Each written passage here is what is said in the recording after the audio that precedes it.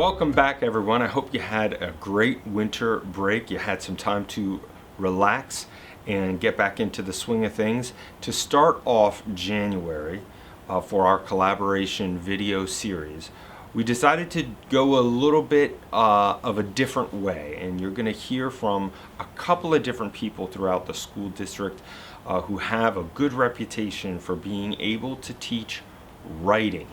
And as you know, we talked about way in the beginning of the year, we need to look at our comprehensive plan, and our comprehensive plan is coming to its 5-year conclusion, and we know that writing is one of those things that we identified a long time ago that our students need to get better at. So to help you with that, we want you to hear from some really great people. Well, I have a lot of students that are really hesitant to write here, and so one of my greatest strategies that I use is that I give them student choice. They get to decide the topic, they kind of get to brainstorm together, and that's one thing that I always see, that they're way more excited when it's a topic of their own choosing. Some of the things that I really consider is I don't like to wait until the very end to give kids feedback. So what I do is, like the writing workshops, I actually conference with students throughout the writing process, and I give them reasons. I ask them, what's going well. I always focus on the positive and kind of that encouragement, and then I make sure that I give them feedback right away, and we make sure that, hey, you're right where you should be during all these different steps of the writing process. So we really break it down, and then they get feedback right away to make it easier for them. Well, writing for kids can be difficult. It's not their favorite thing to do. So they all come in with a different attitude. So sometimes kids who don't like to write, I like them to trick them into writing. That's what I like to do. So sometimes I just like them to write about something they're interested in.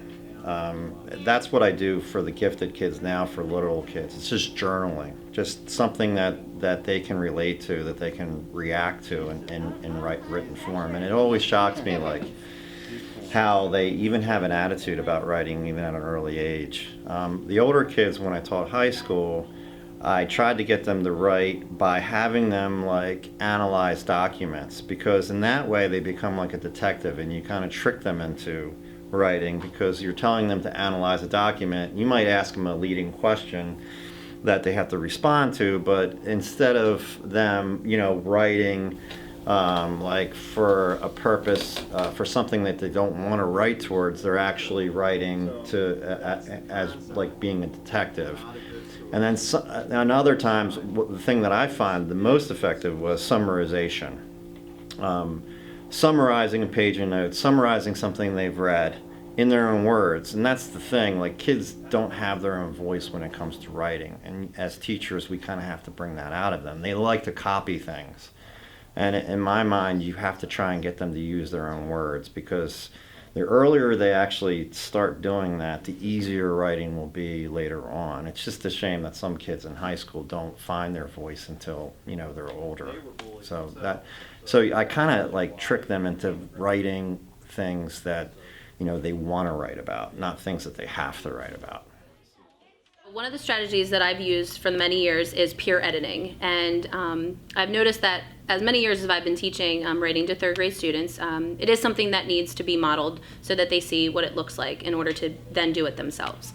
So once the students are finished with their rough copy of a writing piece, I tend to give them a checklist to keep them a little bit focused as to what they're looking for in other people, in their other peers' writing.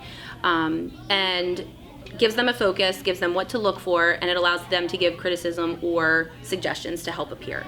Now, I do often pick their partners for this activity, so they don't go to their go-to friend partner that they always go to. But I do realize that it is hard for peers to give students criticism on their writing piece, because a student might feel really good about their writing piece, and it might be hard to accept that someone might be seeing something wrong with that writing piece. So in the time that I model it with the students, I allow them to think of questions they can ask themselves while someone's giving them criticism, because even as adults, it's hard to accept criticism from your peers. So I often help them think that I might feel really good about my writing, but there might be a way that I can make it even better. So I allow the students to think about that growth mindset and think that this is just something that's going to improve their writing. Not that what they have is bad, but what they can do to make it even better. But I do feel that that is hard for the students to be able to criticize their peers in an effective way. So we tie in SEL strategies, how to be talking, what kind of tone to use, and a positive tone. And we also talk about that communication and collaboration piece as well. But again, it is something that I can take some time to go back and retrain them on when it comes back to a new piece, because it is something that the students do need to see modeled so that it can be an effective strategy for their writing.